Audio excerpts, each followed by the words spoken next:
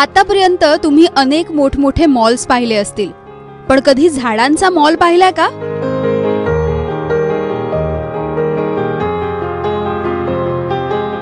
हा आहे औरंगाबाद मधील पल्लांकुर नर्सरी मॉल, जिथे तुम्हाला वेगवेगळ्या प्रकारची झाडं एकाच छताखाली खरेदी करता येणार आहेत.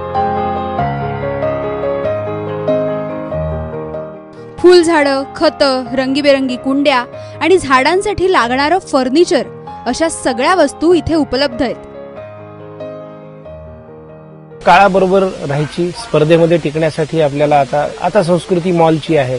लोकांना मॉलमध्ये जाणं किंवा ते एक अट्रॅक्शन आहे, ते आवडतं. तर त्या स्पर्धेत टिकण्यासाठी किंवा काळाबरोबर राहण्यासाठी. आणि तिसरा एक मनात विचार आला की आपला जो व्यवसाय आहे तो पारंपरिक पद्धतीनेच आपण करणं अत्यावश्यक नाही, त्याला आपण काहीतरी मॉडर्न स्वरूप दिलं पाहिजे आणि आपल्या व्यवसायाला सन्मान हा आपणच मिळवून दिला पाहिजे एका वेगळ्या पद्धतीने.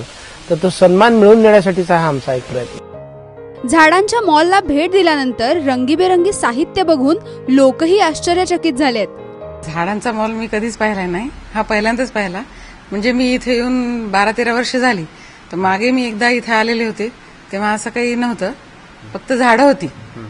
तर बऱ्याच वर्षानंतर मी आजच आले इथे आणि मन प्रसन्न झालं एकदम पाहून.